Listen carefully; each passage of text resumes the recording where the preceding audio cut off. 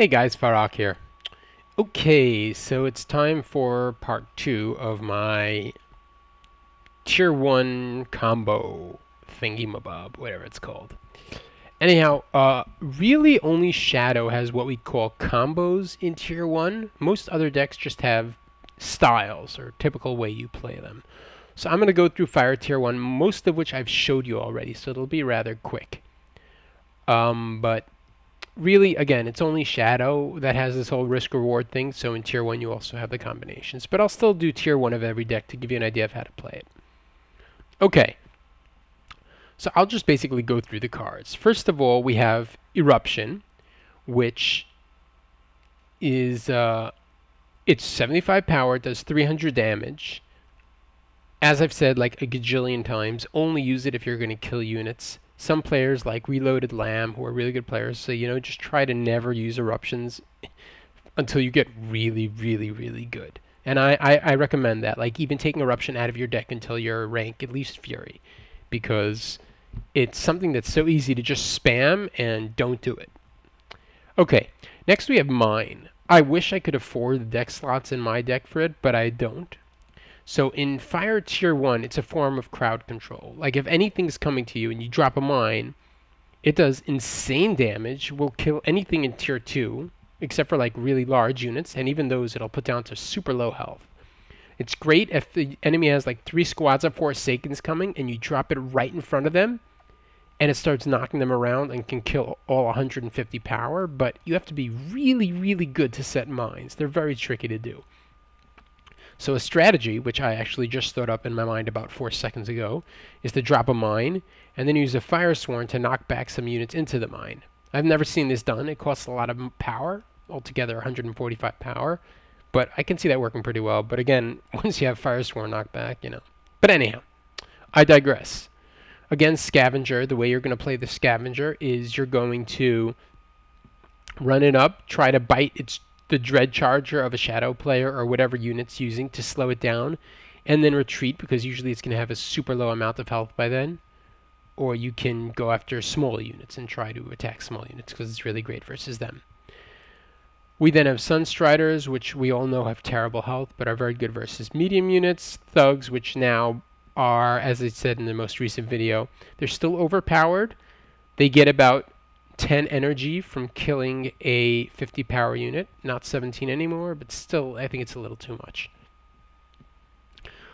Never put strikers in your deck, even though they're pretty strong with the amount of power they get now, because they cost too much. So I didn't even show striker. Wrecker, I don't know, some really good players use it, most do not. You have to realize it's a 50 power unit. Versus Shadow or Fire, the most popular Tier 1s, they have these shooting medium counters, and they'll kill this so fast, and it's slow, and it's medium, so it's very hard to justify using this in Tier 1. Now, it actually does really well in nature matches, because it's just great versus Dryad, which is terrible for Fire. Dryad and Shamans, it kills so fast, and Swiftclaws, it's pretty good against. So it's really good versus nature, and Frost as well for Frost Mages and Ice Guardians. And the ability is pretty neat, being able to summon units. That's like the main reason to have a Wrecker, but actually it's not, but still. Still, I can't find a slot for him. Most players don't have room for Wrecker. If you like a really big Tier 1, it's a great card to have. Really good versus Frost and Nature, but again, if you're going in ranked, the odds of you versing Frost or Nature are very small. Firesworn, we've been seeing a lot of it in replays lately for its knockback, and that's actually really good. But you have to remember, this thing is 75 power, which is a lot, and has really low health. So do not bring it alone. Make sure you have an army, a Scavenger, Sunstriders, and then use this to knock back the shooters while they're doing the damage. It's basically a moving knockback, and you have to keep it out of harm's way because it has such low health. On top of that, of course, it's an amazing large counter, and anybody who brings large units to a fight versus a Firesworn is mad. We have Sunderer, which we know is incredible versus Wells, especially if you're in 2v2, by the way, and your player's Shadow. He can give you Life Weaving on it, or in Tier 2, Unholy or whatever. And it can be very hard to kill and can really take out a Well fast. but that's good. Then we have good old Mortar Tower, which I'm considering removing from my deck.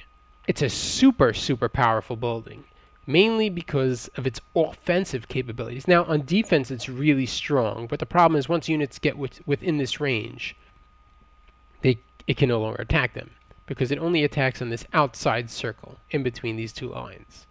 So if units get in here, you see, out of range. Offensive, it's great. What you do is, let's pretend, I don't know, random building. Come on, here.